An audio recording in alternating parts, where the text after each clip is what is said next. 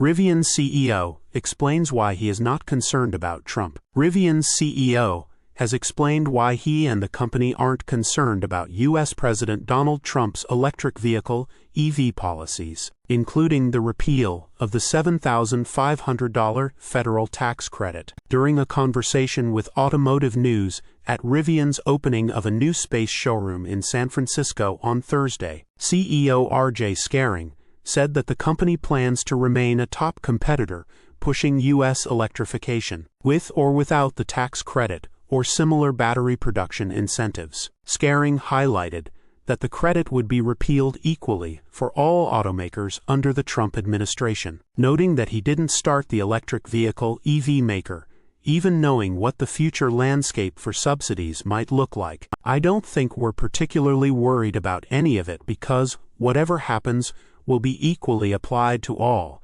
Scaring said during the opening event. "I started the company with the view of making highly compelling products, and none of my decision to start Rivian had anything to do with what the policy was going to look like." However, the Rivian CEO did signal that legacy automakers could be more likely to fund combustion engine development when considering short-term profitability for the next 2 to 3 years, though he says this would be a mistake for the industry long-term. "I think in the end it's sort of like there's small speed bumps along the way, and it's on us to respond to whatever that environment is," the CEO said. "We're really talking about U.S. leadership in the future of technology as it pertains to transportation. This is not a political thing. It's not like the left wants to move to electrification. It's that the future of transportation will be electric." Rivian executive reveals massive cost savings from retooling Illinois plant. Rivian CEO details very intentional move he made to be different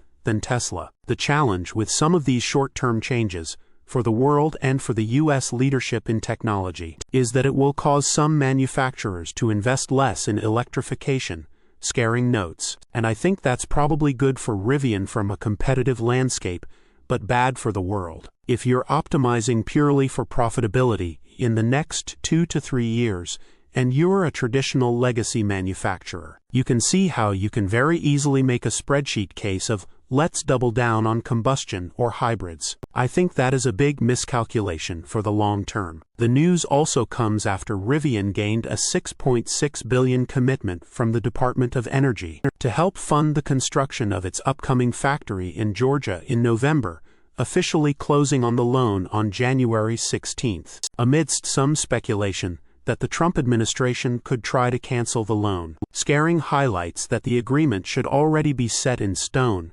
with the company subject to several conditions. "We signed a legally binding agreement with the Department of Energy, to be clear," Scaring adds. "And of course, that loan has a whole host of conditions that we negotiated over the last couple years." Rivian delivered 51,579 last year, marking a slight increase from 50,122 vehicles in 2023. The company also announced a major partnership and $5 billion investment deal with Volkswagen in June, and recent reports suggest that other manufacturers are also considering similar software supply deals with the EV company. Meanwhile, Rivian and many other small EV makers are still attempting to turn production into profits, with the manufacturers still reporting substantial losses as they attempt to scale output. Many Tesla followers point out how close to bankruptcy the company came during its Model 3 ramp-up, and CEO Elon Musk